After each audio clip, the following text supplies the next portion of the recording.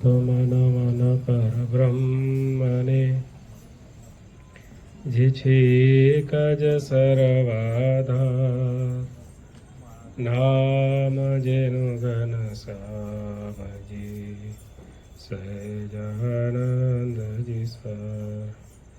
દ્વિતીય નમન ગુરુદેવને જે છે સંકલ્પ શ્રીજીના સહરગૃહો જેમની જેના કરનારા મહારાજ, જેના કરનારા મહારાજ.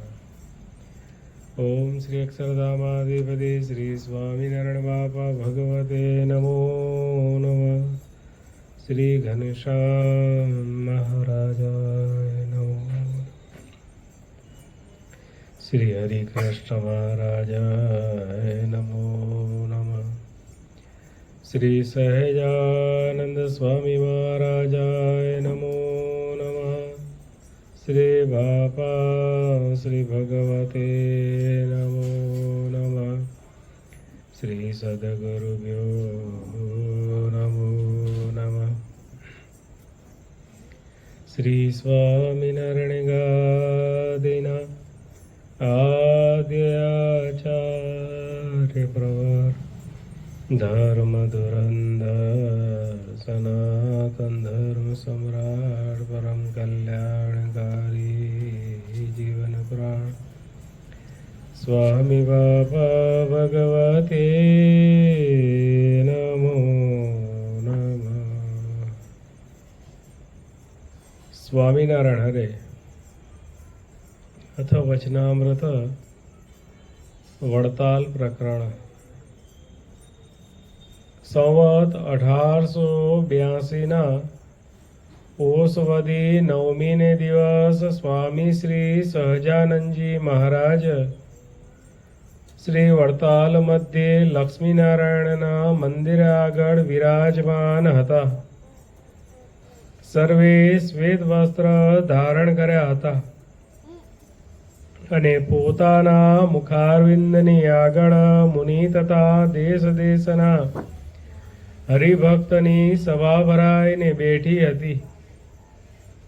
પછી વડોદરાના વાઘમોડિયા રામચંદ્રે શ્રીજી મહારાજને પ્રશ્ન પૂછ્યો છે, હે મહારાજ, જે કુપાત્ર જીવ જણાતો હોય ને તેને સમાધિ થઈ જાય છે તેનું શું કારણ છે? પછી શ્રીજી મહારાજ બોલ્યા, જે ધર્મશાસ્ત્રની વિશે જે વર્ણાશ્રમના ધર્મ કહ્યા છે તે થકી જો બાહ્ય વર્તતો હોય તેને સર્વે લોક એમ જાણે જે આ કુપાત્ર છે, અને તે કુપાત્રને ભગવાન કે ભગવાનના સંતનો જો હૈયામાં ગુણ આવે તો એને એ મોટું પુણ્ય થાય છે.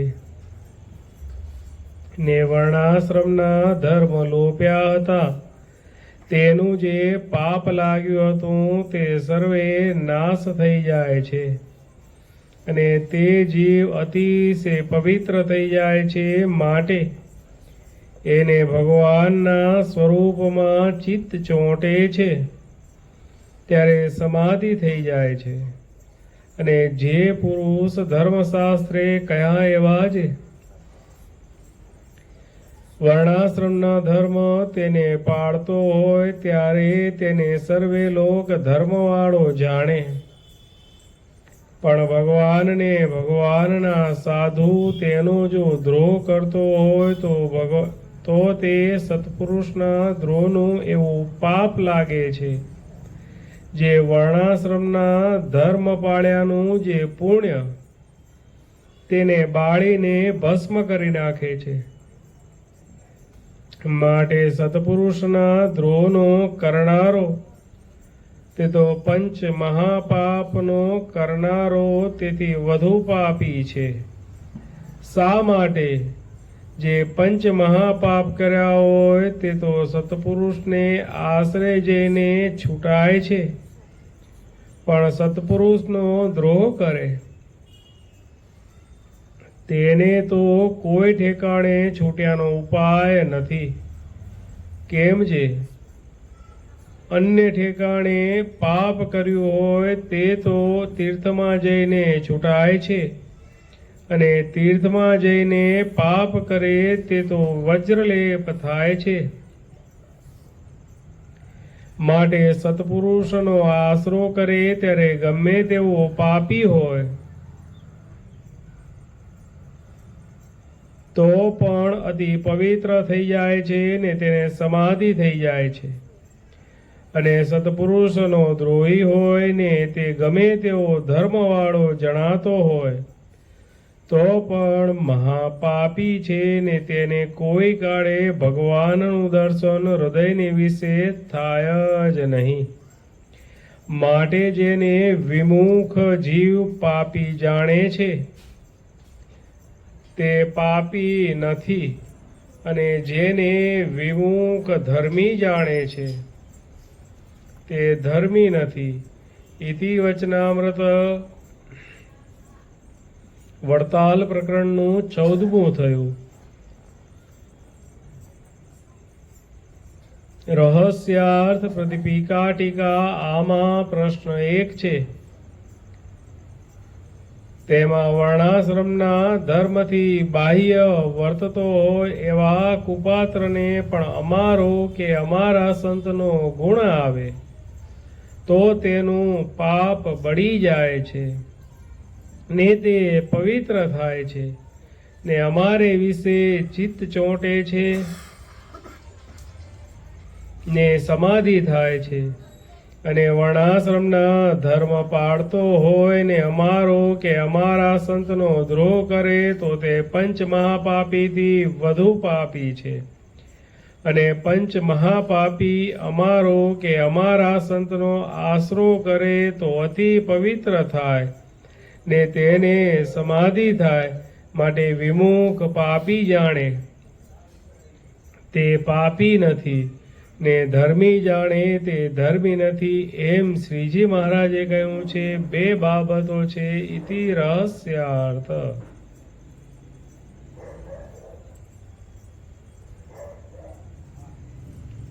અનંત કોટી બ્રહ્માંડના અધિપતિ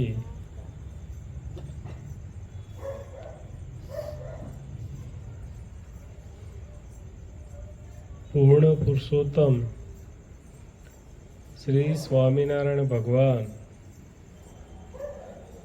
અહીંયા વડતાલ મધ્યે ભગવાન વિરાજમાન છે. વડતાલમાં લક્ષ્મીનારાયણના મંદિરની આગળ ભગવાન ઢોલિયા ઉપર વિરાજમાન છે. ભગવાને સર્વે શ્વેત વસ્ત્ર ધારણ કર્યા છે. ભગવાનના મુખારવિંદની આગળ મુનિ તથા દેશ દેશના હરિભક્તની સભા ભરાઈને બેઠી છે. આજે એ જ અનંત કોટી બ્રહ્માંડના અધિપતિ પૂર્ણ પુરુષોત્તમ શ્રી સ્વામિનારાયણ ભગવાન પોતાના મુક્ત મંડળે સહિત આજે આ નિકોલ વિસ્તારમાં પોતાના આશ્રિત એવા જે આપણ સૌના ઈચ્છિત મનોરથ પૂર્ણ કરવાને માટે એ ભગવાન અહીંયા આવીને વિરાજમાન થયા છે.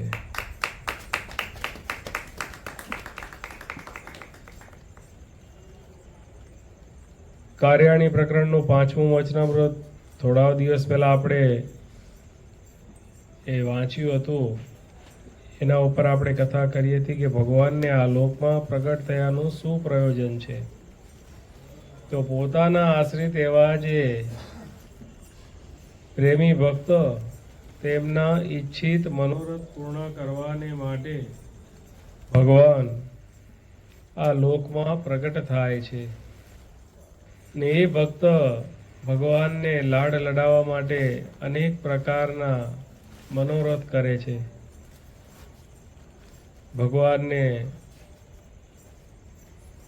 પોતાના ભાવથી નવા નવા વસ્ત્ર અલંકાર ધારણ કરાવે છે. ભગવાનને નવા નવા થાળ ધરાવે છે. અને આ જે શ્રી સ્વામિનારાયણ સંપ્રદાય સ્વામિનારાયણ સંપ્રદાયમાં નિત્ય નવા ને નવા ઉત્સવો સમયા ચાલુ ને ચાલુ રહે. આ જે ભારત ભૂમિ ઉત્સવની ભૂમિ કહેવાય. આપણે જો 12 મહિનાના તહેવાર ગણવા જઈએ તો અનેક તહેવારો આવે. તહેવારનો અર્થ શું? એ તહેવાર ઉજવવાનો મતલબ શું? તો એ તહેવારમાં મનુષ્ય માઇક પંચ વિષયમાંથી પોતાની વૃત્તિ પાછી વાળીને ભગવાન સંબંધી જે પંચ વિષય એમાં એની વૃત્તિ જોડાય. પરસ્પર સ્નેહસમ. કારણ કે કોઈ પણ ઉત્સવ સમય આવે એમાં ખાલી પૈસાથી કામ સિદ્ધ થતું નથી. એના માટે કાર સેવાની પણ જરૂર પડે. દેહ કરીને પણ સેવા કરવી પડે. અને જ્યારે દેહ કરીને સેવા કરવાની થાય ત્યારે અલગ અલગ મંડળના, અલગ અલગ ગામના, અલગ અલગ દેશના બધા ભક્તો ત્યાં ભેગા થાય, એકબીજાને મળે, પરસ્પર સ્નેહ સંપ કેળવાય અને એકબીજાના વિચારોની આપ-લે થાય. જેમ મણિનગર ધામમાં કોઈ મોટો સમયો હોય તો દેશ વિદેશમાંથી, લંડનથી, અમેરિકાથી, ઓસ્ટ્રેલિયાથી, કેન્યાથી, અનેક દેશોમાંથી હરિભક્તો આવ્યા હોય. એ પોતપોતાના વિચારો, પોતપોતાના આઈડિયા ત્યાં બતાવે. આપણા અહીંયા જ્યારે અમદાવાદમાં 8-9 મંડળો ચાલે છે તો એ મંડળો પણ બધા, મંડળોના સભ્યો બધા ભેગા થાય, પરસ્પર મળે. બધાને મનમાં એક જ તાન હોય કે કેમ કરીને ભગવાન રાજી થાય. ભગવાનને રાજી કરવાને માટે ભગવાને જે બધાને બુદ્ધિ યોગ આપ્યો છે કે ધનનો યોગ આપ્યો છે, જે કંઈ તન મન ધન ભગવાને આપ્યું છે એ સર્વે ભગવાનને અર્થે વપરાય અને ભગવાન આપણા ઉપર રાજી થાય એ હેતુથી આ બધા ઉત્સવ સમયા અહીંયા થાય. એવો જ ઉત્સવ સમયો આજે આ નિકોલ વિસ્તારમાં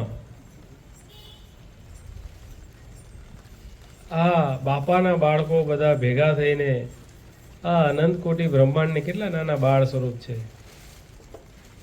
કે ભગવાન પોતે પોતાના સ્વમુખે વચનામૃતમાં કહે છે કે અમે અમારા પગના અંગૂઠા વડે કરીને આમ પૃથ્વીને ડગાઈએ ને તો અનંત કોટી બ્રહ્માંડની પૃથ્વી ડગવા માંડે એટલી અમારી સામર્થ્ય છે.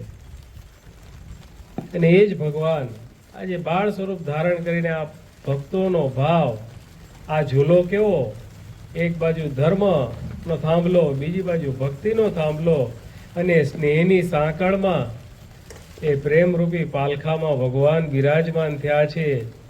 અને પ્રેમની દોરીથી એ ભક્તો ભગવાનને ઝુલાવે છે.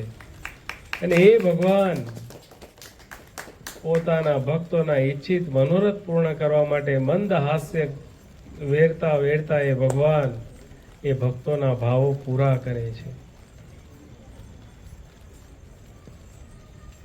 ક્યાં કીડી અને ક્યાં કુંજર. કુંજર કહેતા હાથી અને આપણે કેવા નાના નાના કીડી જેવા. ક્યાં કીડી ક્યાં કુંજર, પરંતુ એ ભગવાન પોતાના ભક્તોના ઈચ્છિત મનોરથ પૂર્ણ કરવાને માટે ભગવાન આ લોકમાં પ્રગટ થાય છે. એક સમયને વિશે ભગવાન અક્ષર ઓરડીમાં વિરાજમાન થયા હોય છે અને એ અક્ષર ઓરડીમાં ભગવાન સુકાનંદ સ્વામી જોડે કાગળ લખાવી રહ્યા હોય છે. કાગળ લખતા લખતા આવા ચોમાસાના દિવસો અને એક પવનનો ઝપાટો આવ્યો અને એ ઝપાટામાં જે દીવો હતો તે ઓલવાઈ ગયો. ત્યારે સુખમુનિ કહે કે મહારાજ હવે કાગળ હું સી રીતે લખું? ત્યારે ભગવાને પોતાના જમણા ચરણના અંગૂઠામાંથી તેજ છોડ્યું. તેજ ઘણું હતું એટલે તો આ તેજમાં મારાથી લખી શકાશે નહીં, કારણ સુખમુનિની આંખો અંજાઈ ગઈ. એટલા માટે મહારાજે એ તેજને સંકેલી લીધું અને જેટલું દીવાનું તેજ હોય એટલું તેજ રાખ્યું.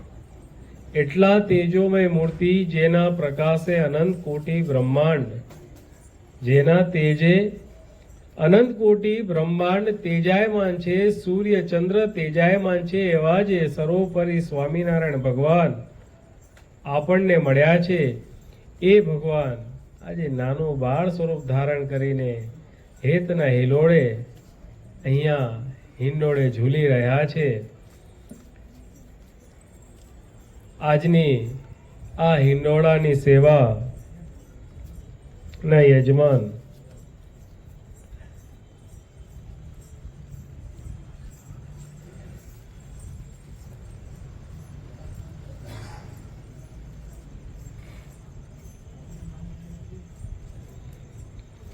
જે ભક્તોના હૈયામાં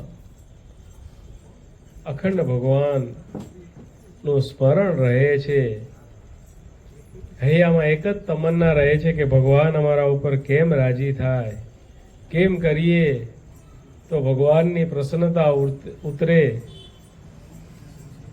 કારણ કે જે કંઈ આપ્યું છે ભગવાને એ તન મન ધન બધું તારું, તું જ વિના કોણ છે મારું, તારી યાદોમાં રાત દિન ગાવું, તારા વિના વાલાજી ક્યાં જાવું. જેના હૈયામાં આ કીર્તનની કડી સતત ગુંજી રહી છે એવા ભક્તો આજની આ સભાના યજમાન થયા છે. સભાના યજમાન છે ભૂમિકાબેન કોમલકુમાર ઠક્કર. એ હાલ વિદેશમાં વસે છે. એમનું નિમિત્ત છે સુપુત્રી કસ્તી અને સુપુત્ર ત્રિહાનનું સ્વાસ્થ્ય સારું રહે, તેમજ પિતાશ્રી મનુભાઈને ભગવાન બાપા સ્વામી બાપા પ્રેમમૂર્તિ બાપા તેમજ જ્ઞાનમૂર્તિ બાપા વધુને વધુ મૂર્તિ સુખ આપે, તેમજ તેમના સર્વે કાર્યમાં ભગવાન ભેગા ભળે. એ નિમિત્તે આજે આ ભક્ત સભાના યજમાન થયા છે. તેમજ આજના હિંડોળાના યજમાન બાળ સંસ્કાર સિંચન કેન્દ્ર નિકોલ તેમજ મનનભાઈ અશોકભાઈ પરમાર તથા કૃપાલભાઈ પ્રવીણભાઈ યોગી, આ ભક્તો ભગવાન બાપા સ્વામી બાપાને વિશ્વ વાત્સલ્ય મહોદધિ પ્રેમમૂર્તિ આચાર્ય સ્વામી શ્રી મહારાજને વિશ્વ સત્સંગ સમ્રાટ જ્ઞાનમૂર્તિ પરમ પૂજ્ય આચાર્ય સ્વામી શ્રી મહારાજને પ્રસન્ન કરવાને માટે આજે આ સભાના યજમાન થયા છે. તેમની પ્રાર્થના ભગવાન બાપા સ્વામી બાપા અમારા દરેક કાર્યમાં ભેગા ભળે અને અમારી ઉપર પ્રસન્નતા ઉતરે તે માટે એ આ સભાના યજમાન થયા છે. તો એ યજમાન પરિવારની સાથે સાથે આપણે પણ ભગવાન બાપા સ્વામી બાપાને તેમજ સાર્વભૌમ નાદવંશીય ગુરુ પરંપરાના ચરણોમાં પ્રાર્થના કરી કે હે ભગવાન, હે બાપા, હે સ્વામી બાપા, આપ આ સર્વે ભક્તોના મનોરથ પૂર્ણ કરજો, સર્વે ભક્તો ઉપર રાજી રહેજો અને તેમના દરેક કાર્યના કર્તા બની તેમના કાર્ય દિભાવજો. બંધુ, આજે આપણે વચનામૃત વાંચ્યું ગઢડા. કયું વચનામૃત વાંચ્યું? ગઢડાનું કે વડતાલનું? વડતાલનું. વડતાલ પ્રકરણનું 14મું વચનામૃત વાંચ્યું. એમાં ભગવાનને વાઘમોડિયા રામચંદ્ર ભગવાનને પ્રશ્ન પૂછે છે કે મહારાજ, કુપાત્ર જેવો જીવ જણાતો હોય ને તેને સમાધિ થાય છે, તેનું શું કારણ છે? શું પ્રશ્ન છે? કુપાત્ર જેવો જીવ જણાતો હોય તેને સમાધિ થાય છે તેનું શું કારણ છે? ત્યારે ભગવાન કહે, ધર્મશાસ્ત્રને વિશે જે ભાગવત ધર્મ કયા છે એ પ્રમાણે પોતાના વર્ણાશ્રમના જે ધર્મ તે પ્રમાણે વર્તતો હોય તો લોક એમ જાણે કે આ ધર્મી છે. અને ધર્મશાસ્ત્રમાં કહેલા જે વર્ણાશ્રમના ધર્મ એને જો લોપે તો લોક એમ જાણે કે આ તો અધર્મી છે. પરંતુ ભગવાન કહે છે કે જે ધર્મી છે, જે લોક જેને ધર્મી કહે છે પણ તેના અહીંયામાં ભગવાનના સંતનો કે ભગવાનના ભક્તનો ગુણ નથી. એને ભગવાનના ભક્તનો ભગવાનના સંતનો અવગુણ છે. અને જ્યારે લોક જેને અધર્મી કહે છે કે જેને વર્ણાશ્રમના ધર્મ લોપ્યા હોય, લોક એને અધર્મી કહે છે, પરંતુ એના હૈયામાં ભગવાનના જે સંત, ભગવાનના જે ભક્ત, તેના હૈયામાં ગુણ છે. તેણે કરીને એ ભક્તને સમાધિ થાય છે. આ વચનામૃત ઉપર ગુરુદેવ જીવન પ્રાણ સ્વામી બાપા ભાગ 1 વાર્તા 6 એમાં સવિસ્તાર દ્રષ્ટાંતથી સમજાવે છે આપણને. આપણે સૌ જાણીએ છીએ કે જ્યારે સૌ પ્રથમ ભગવાન આ લોકમાં પ્રગટ થયા, સ્વામિનારાયણ સંપ્રદાયની સ્થાપના થઈ, તે પૂર્વે જે સંન્યાસી વૈરાગી બાવાઓ વ્યસનમાં ખૂબ રાચેલા, શરાબ સુંદરીમાં રાચેલા, માહિક પંચ વિષયમાં ભરપૂર એ રાચેલા એ બાવાઓ જે ન કરવાના કામ બધા કરે, એવા જે બાવાઓ, એમને થયું કે આ સ્વામિનારાયણ સંપ્રદાય અમારો ધંધો, શું ધંધો? કે લોકોને ધર્મના નામે ધૂતવાનો, ધર્મના નામે ધૂતવાનો એમનો જે ધંધો. કારણ કે એ બાવાઓ બધા વૈરાગી સંન્યાસી જે બાવા હતા એ બધા દારૂ, હોકો, ચલમ, બીડી, ચરસ, ગાંજો આદિ જે વ્યસનો એમાં ભરપૂર રાચેલા, તેમજ સ્ત્રી દ્રવ્યમાં પણ પૂરેપૂરા ધર્મના નામે ધન ભેગું કરે અને એ ધન ભેગું કરીને એમાંથી ફેલફતુર કરે, વ્યસન કરે, પાપો કરે. તેવા સમયમાં ભગવાન આ લોકમાં પ્રગટ થયા અને આ લોકમાં પ્રગટ થઈને ભગવાને સદ્ધર્મનું સ્થાપન કર્યું અને ભગવાન પોતાના મુક્ત મંડળે સહિત અક્ષરધામમાંથી આ લોકમાં પધાર્યા. ભગવાને એવા તો ત્યાગી સંતો બનાવ્યા કે સ્ત્રી ધનના ત્યાગી. ધન આવે ને, અધર્મનું જો ધન આવે તો એ ધન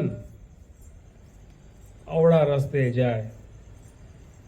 અધર્મનું જો ધન આવે તો એ અવળા રસ્તે જાય, એમાંથી પાપાચાર અને દુરાચાર જ થાય.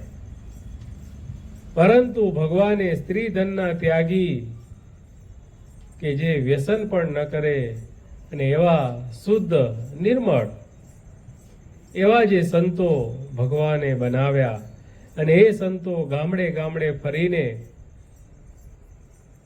સર્વોપરી સ્વામિનારાયણ ભગવાનનો પ્રચાર અને પ્રસાર કરે અને જે અંધશ્રદ્ધામાં ડૂબેલા એવા જે મુમુક્ષુજનો એને એ અંધશ્રદ્ધામાંથી બહાર કાઢીને સાચી વસ્તુની ઓળખાણ કરાવે.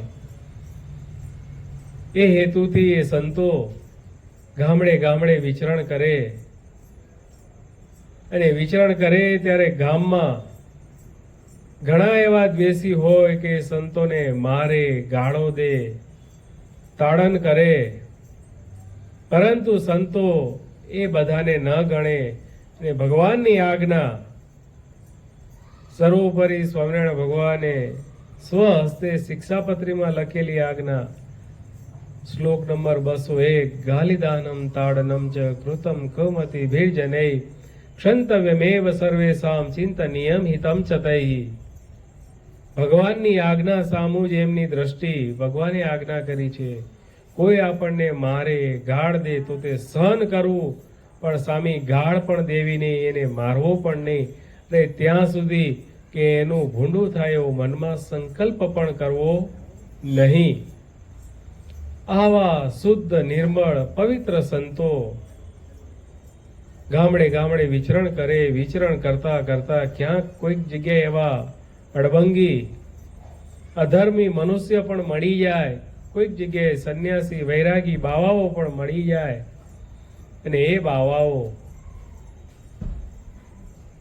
સંતોને જેમ ને તેમ જે હાથમાં આવે એનાથી મારે.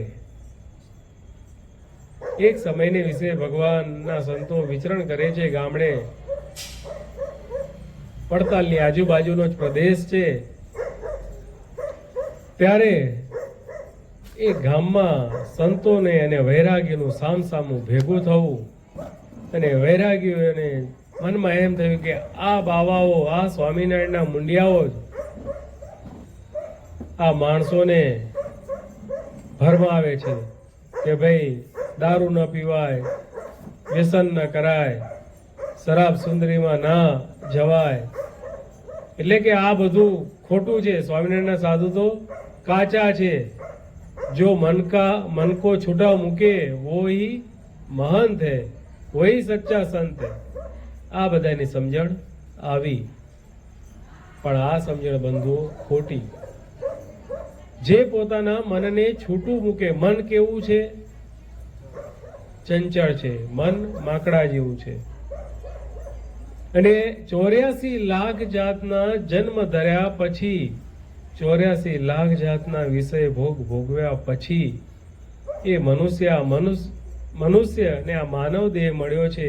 અને આ માનવ દેહમાં ભગવાનને રાજી કરવા માટેનો આ માનવ દેહ, અને જે જૂના વિષયો બધા ભોગવીને આયા છે, મનને તો એ બધું મીઠું લાગે છે. એટલે મન સહેજે સહેજે માહિક પંચ વિષય તરફ આપણને દોરી જાય. માટે મનનો ક્યારેય વિશ્વાસ કરાય નહીં. मन बड़ा है मस्करा पल पल करत है रंग, मुक्तानंद कहे मुक्ति चाहो तो मेलो मन का संग. ભગવાનના સંતો અને વૈરાગી બે ભેગા થઈ ગયા, અને વૈરાગીઓએ જેના કોઈના હાથમાં લાકડી હતી, કોઈના હાથમાં ચીપિયા હતા, કોઈના હાથમાં ભાલા હતા, કોઈના હાથમાં તલવાર હતી, જેના હાથમાં જે હતું એ સંતોને આડે ધડ જેમ ને તેમ મારવા જ માંડ્યા. સંતો સ્વામિનારાયણ સ્વામિનારાયણ સ્વામિનારાયણ કરતા બાવળની ઝાડીમાં સંતાઈ ગયા. એક કાંટો વાગે ઓયકારો નીકળી જાય. હવે બાવળની ઝાડીમાં અંદર સંતાવું કેમ? વિચાર કરો. શાક સુધારતા સુધારતા જો થોડીક છરી અડી ગઈ હોય તો જ્યાં સુધી એની રૂજ ના આવે ત્યાં સુધી દુખે. એ સંતો આપણા માટે સ્વામિનારાયણ ભગવાનની ઓળખાણ થાય જીવોને, એના માટે એ સંતો આટલો માર સહન કર્યો. અને સંતોએ ઝાડીમાં સંતાઈ ગયા. ઝાડીમાં સંતાઈ ગયા. પોતે તો ઝાડીમાં ન ગયા, બહારથી પથરા, મોટા મોટા પથરા ઘા કર્યા. કોઈક સંતોને માથામાં વાગ્યો, કોઈકને હાથમાં વાગ્યો, કોઈકને બરડામાં વાગ્યો, કોઈકને પગમાં વાગ્યો. એક બાજુ કાંટાનું દુઃખ, આ બાજુ પથરા આવે, પથરાનું દુઃખ. સંતો જાય ક્યાં? એ સંતો સ્વામિનારાયણ સ્વામિનારાયણ સ્વામિનારાયણ કરે છે. ત્યાં ભગવાનની કૃપાથી કોઈક એક મનુષ્ય ત્યાં આવ્યો, અને એને દૂરથી જોયું કે આ બાવાઓ આ ઝાડીમાં પથરા મારે છે, એટલે નક્કી અંદર કોઈક હશે. એટલે એ મનુષ્ય દૂર ઊભા ઊભા હકોટો માર્યો, બૂમ મારી ત્યારે ઓલા બાવાઓને થયું કે ગામના મનુષ્ય આવી ગયા માટે ભાગો અહીંથી. એટલે એ બાવાઓનું જે ઝુંડ હતું, વૈરાગીઓનું ઝુંડ હતું, ત્યાંથી ભાગી છૂટ્યું. એ માણસ બાવળની ઝાડી પાસે આવ્યો અને એને બૂમ મારી કે બાવળની ઝાડીમાં જે કોઈ હોય તે બહાર નીકળો, હવે તમે નિર્ભય છો, હવે તમે નિશ્ચિંત છો, તમને કોઈ મારશે નહીં, તમે બહારે આવો. ત્યાં એ સંતો સ્વામિનારાયણ સ્વામિનારાયણ સ્વામિનારાયણ કરતા ધીમે ધીમે બારે આવે છે. કોઈકના માથામાંથી લોહી નીકળે છે, કોઈકના હાથમાંથી લોહી નીકળે છે, કોઈના પગમાંથી લોહી નીકળે છે. અને એ બાવળના ઉજરડા તો આખા શરીરે થઈ ગયા છે અને લોહીના ટીસ્યુ ફૂટી નીકળ્યા છે. એવી પીડા, એવી વેદના સહન કરતા કરતા સંતો સ્વામિનારાયણ સ્વામિનારાયણનો અખંડ જાપ કરે છે. આ દ્રશ્ય જોઈને ઓલો જે મનુષ્ય એનું દિલ દ્રવી ઉઠ્યું અને એણે કહ્યું કે મહાત્માજી, અહીંયા નજીકમાં જ મારી ઝૂંપડી છે, આપ ત્યાં પધારો. અને એ સંતોને પોતાની ઝૂંપડીએ લઈ ગયો. એ મનુષ્ય સંતોને પોતાની ઝૂંપડીએ લઈ ગયો અને સંતોને આરામ થાય એવી રીતે સંતોને રાખ્યા. સંતોના પગમાંથી કાંટા કાઢ્યા, રૂ દબાવ્યું, સંતોને લેપ કર્યો, માલિશ કરી અને સંતોને પાટાપિંડી કર્યા. સંતો એના ઉપર ખૂબ રાજી થયા. સંતો 1-2 દિવસ ત્યાં રોકાણા. સંતોને જે પ્રમાણે ખપતું હતું એ પ્રમાણે અન્ન જળ આપ્યું ને સંતોએ રસોઈ કરીને ભગવાનને થાળ જમાડ્યા, પોતે પ્રસાદી લીધી અને ઓલા જે ભક્ત, ઓલો જે મનુષ્ય, એને પણ એ સંતોએ પ્રસાદી આપી. 2-3 દિવસ થયા. સંતોને થોડીક રાહત થઈ, આગળ વિચરણમાં જઈ શકે એવા સક્ષમ થયા. એટલે સંતો ત્યાંથી આગળ જવા પ્રયાણ કર્યું. ઓલા બ્રાહ્મણ પાસે રજા માંગી અને કહ્યું કે જા, સર્વોપરી સ્વામિનારાયણ ભગવાન તારું આત્યંતિક કલ્યાણ કરશે. ત્યારે ઓલો જે મનુષ્ય એ કહે છે કે સ્વામી મહાત્માજી, મારું કોઈ કાળે આ જન્મે તો કલ્યાણ થાય તેમ નથી. ત્યારે સંતો કહે કે કલ્યાણના કરતા તો એક સર્વોપરી સ્વામિનારાયણ ભગવાન છે. એ અધમ ઉદાહરણ છે, પતિત પાવન છે. એ ભગવાન ચોક્કસ તારું કલ્યાણ કરશે. પરંતુ ઓલો ભાઈ કહે કે સ્વામી, મેં મારા વર્ણાશ્રમના ધર્મ લોપ્યા છે. ત્યારે સંતોને એને સવિસ્તારથી વાત સમજાવી કે સ્વામી, હું જ્ઞાતિએ બ્રાહ્મણ છું, હું બ્રાહ્મણ કુળમાં જન્મ્યો છું, પરંતુ ભાઈઓ વચ્ચે જે ભાગલા પડ્યા, એની જે તકરાર, એમાં જે કંઈક મન દુઃખ, એના કારણે બંને ભાઈઓ વચ્ચે જે તકરાર થઈ અને એ તકરારમાં મેં મારા ભાઈને મારી નાખ્યો છે. મને બ્રહ્મ હત્યાનું પાપ લાગ્યું છે. જે 5 મહાપાપ એમાંનું એક પાપ બ્રહ્મ હત્યાનું પાપ લાગ્યું છે. વળી બ્રાહ્મણ છું, બ્રહ્મ હત્યાનું પાપ લાગ્યું છે એટલે નાથીલાઓએ મને ગામ બહાર કર્યો છે, નાત બહાર કર્યો છે. નાત બહાર કરે, નાતમાંથી કોઈ દીકરી ના આપે, એને પરણવું ક્યાં? એટલે હું ઠાકોર જ્ઞાતિમાંથી પરણ્યો છું. મારી બાઈ છે ઠાકરડી છે. મેં ત્યાં પણ મારો ધર્મ લોપ્યો છે. ત્યારે સંતોએ કહ્યું કે સર્વે પાપના વાળનાર ભગવાન મોટા છે, તું એની ચિંતા મૂક. પરંતુ થોડા દિવસ પછી વડતાલમાં સમયો છે અને એ સમયમાં તું ભગવાનના દર્શન કરવા આવજે. અને અમને વિશ્વાસ છે કે પતિત પાવન અધમ ઉદાહરણ એ ભગવાન ચોક્કસ તારું આત્યંતિક કલ્યાણ કરશે ને કરશે જ. સંતોએ એને આગ્રહપૂર્વક ભારપૂર્વક જણાવ્યું, તું આવજે જ, તું આવજે, અમે પણ ભગવાનને પ્રાર્થના કરશું, તું પણ ભગવાનને પ્રાર્થના કરજે. સંતોનો આગ્રહ એટલા માટે એ બ્રાહ્મણ વડતાલ સમયામાં જાય છે. ભગવાન લક્ષ્મીનારાયણના મંદિરની આગળ ભગવાન વિરાજમાન છે. ભગવાનની સન્મુખ દેશો દેશના સંતો ભક્તો આવ્યા છે. ભગવાનની સન્મુખ સભા ભરાઈને બેઠી છે.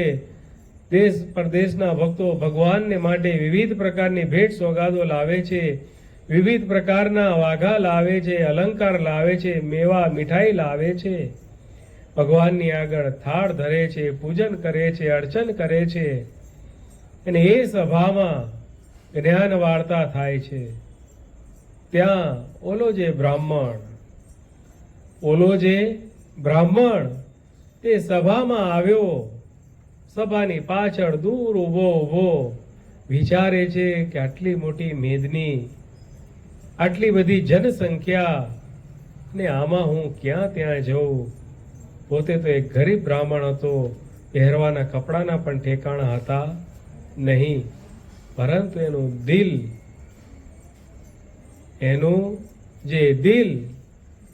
એ ખૂબ સુખિયું હતું, ખૂબ બળવાન હતું, કે એમાં ભગવાનનો ને ભગવાનના સંત માટેનો જે ભાવ એ અતિ મોટો હતો. એટલે એ દૂર ઊભો જોવે છે કે ક્યાં જવું, કેમ કરવું, શું કરવું. ત્યાં જ ભગવાનની નજર અને ભક્તની નજર એક થઈ અને ત્યાં જ એને સમાધિ થઈ ગઈ. એટલે અહીંયા કોઈક સભામાં હોય ને કોઈક સીધો ઢળી પડે તો શું થાય? ભાઈ શું થયું? એમ આખી સભા ટોળે વળી. અને જોયું તો એક જેના શરીર ઉપર કપડાના પણ ઠેકાણા નથી, ફાટલા તૂટલા કપડાં પહેર્યા છે, માથે ફાટલી તૂટલી પાઘડી વાળી છે, એવો જો એક મનુષ્ય, એને સમાધિ થઈ. અને એ સમાધિ થઈ ત્યારે સભામાં આ જે લક્ષ્મીનારાયણ દેશ, વડતાલ દેશ, પહેલેથી શાસ્ત્રીઓનો સત્સંગ વધારે. વડોદરા છોટી કાશી કહેવાય અને વડોદરાથી વડતાલ નજીક થાય. એટલે આ જે સભામાં બેઠેલા વાઘમોડિયા રામચંદ્રજી એ પણ એક વિદ્વાન હતા, શાસ્ત્રી હતા. એમને ભગવાનને પ્રશ્ન પૂછે કે મહારાજ, કુપાત્ર જેવો જીવ જણાતો હોય એને સમાધિ થાય તેનું શું કારણ? ત્યાં ભગવાન કહે છે કે લોક જેને ધર્મી માને છે એ ધર્મી નથી, અને લોક જેને અધર્મી માને છે એ અધર્મી નથી. ભગવાનની કૃપાથી એને સમાધિ થઈ. ભગવાન પાસે જ્યારે સમાધિમાંથી જાગૃત થયો, ભગવાન પાસે આવ્યો, અને જે સંતોની એને સેવા કરી હતી એ સંતોએ પણ ભગવાનને પ્રાર્થના કરી કે મહારાજ, અમે આવી રીતે વિચરણમાં હતા અને આ ભક્તે વૈરાગ્યો અમને માર્યા, ત્યારે આ ભક્તે અમારી સહાય કરી, આ ભક્તે અમારી રક્ષા કરી, આ ભક્તે અમારી સેવા ચાકરી કરી, અમને ખાવા અન્ન આપ્યું. ભગવાનને પ્રાર્થના કરી.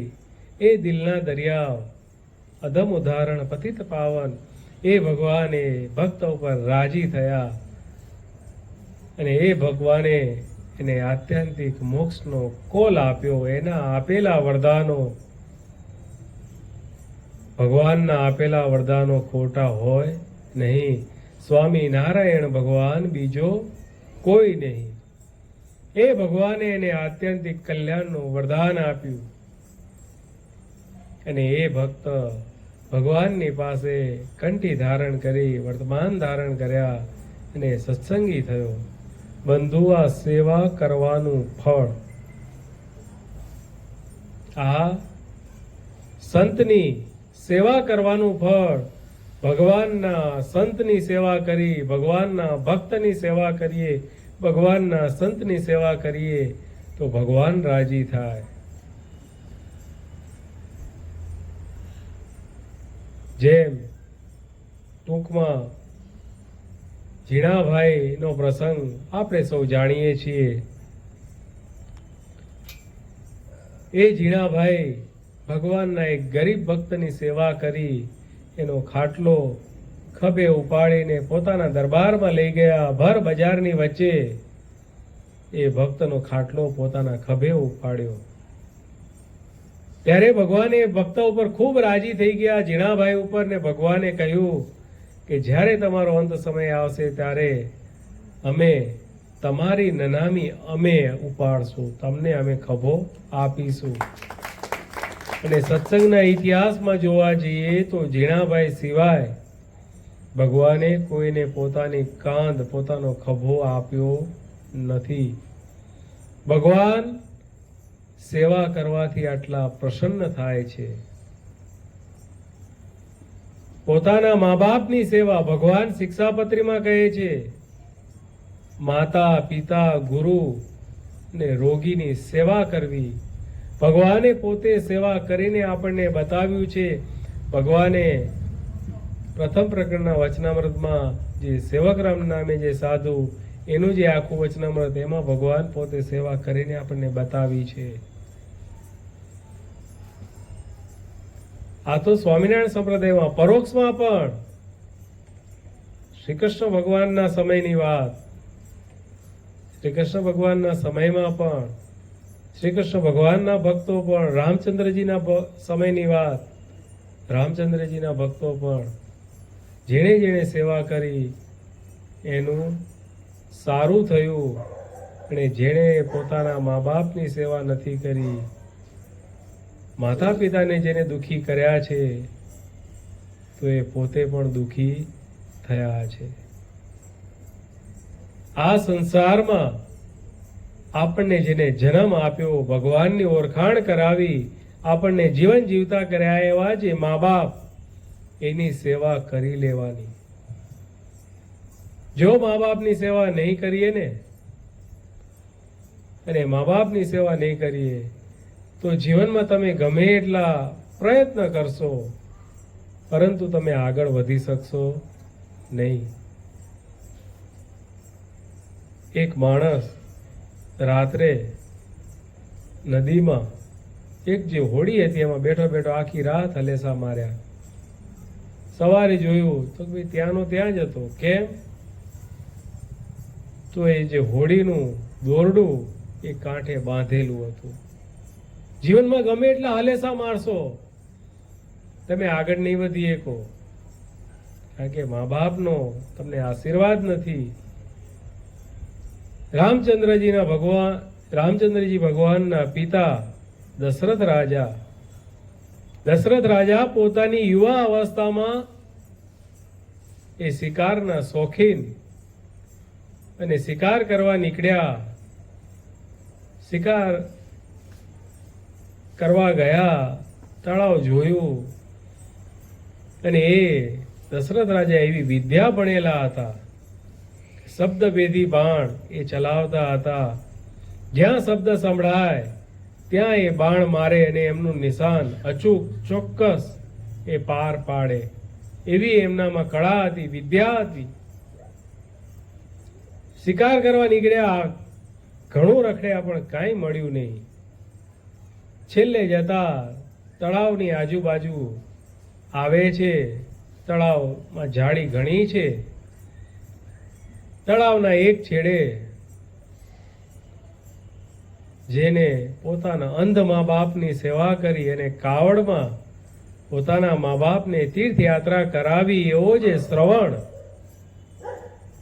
પોતાના મા બાપને કાવડમાં બેસાડીને તીર્થયાત્રા કરવા નીકળ્યો છે. માતા પિતા અંધ છે. માતા પિતા કહે કે બેટા અમને તરસ લાગી છે.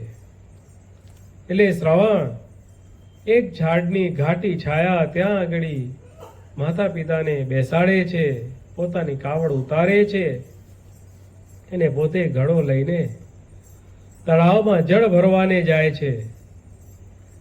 અને ઘડો જ્યાં તળાવમાં બોળે છે ને ઘડાનો જે બુડબુડ બુડબુડ અવાજ, એ અવાજના કારણે દશરથ રાજાને થયું કે નક્કી કોઈક પશુ, કોઈક પ્રાણી પાણી પીવાને માટે આવ્યું છે, એટલે એમને જે દિશામાંથી અવાજ આવ્યો એ દિશામાં બાણ ચલાવ્યું અને બાણ જઈને વાગ્યું સીધું શ્રવણની છાતીમાં.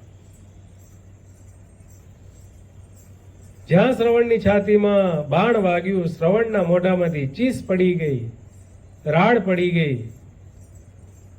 એટલે રાજાને થયું કે આ કોઈ પશુ નથી, આ તો બીજું કંઈક છે, કોઈક મનુષ્ય લાગે છે, આ અવાજ મનુષ્યનો છે. રાજા દોડતો દોડતો ત્યાં પહોંચ્યો, જોયું તો શ્રવણને છાતીમાં બાણ વાગેલું. શ્રવણ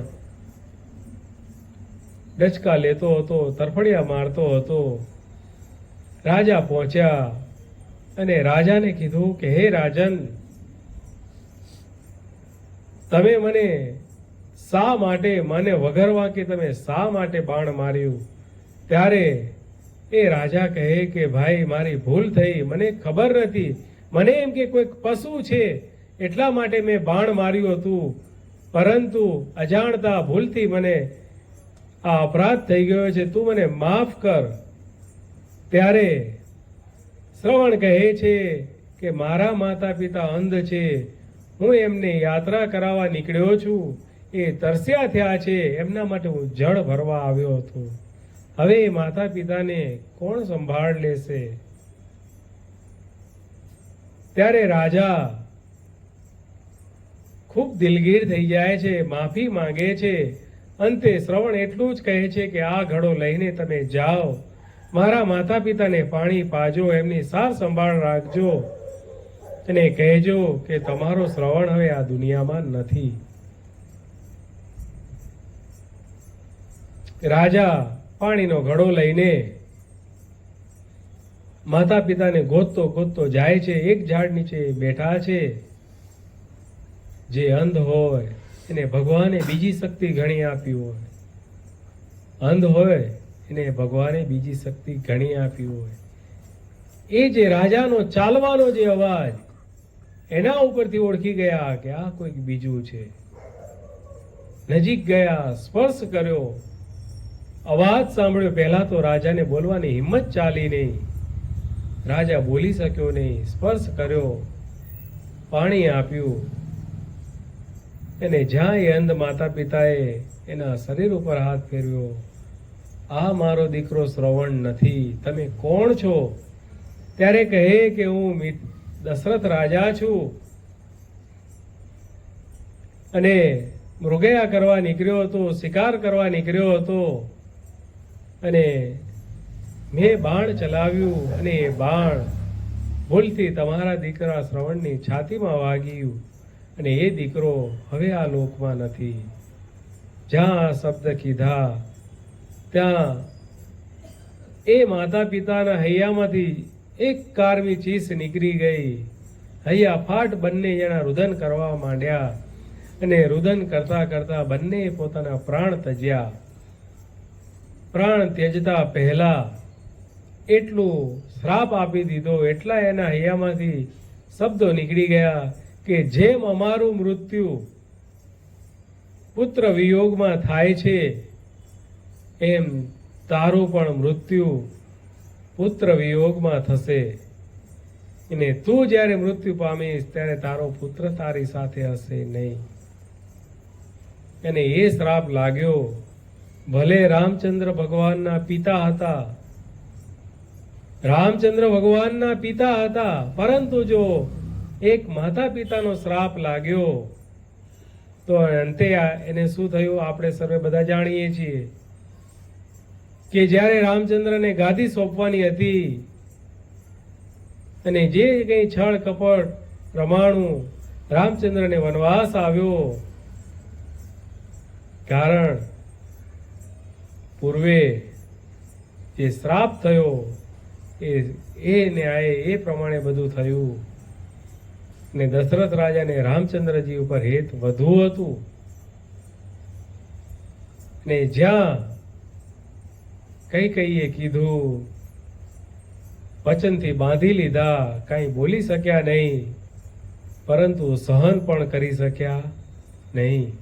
રામચંદ્રજી વનવાસમાં ગયા, સાથે લક્ષ્મણ ને સીતા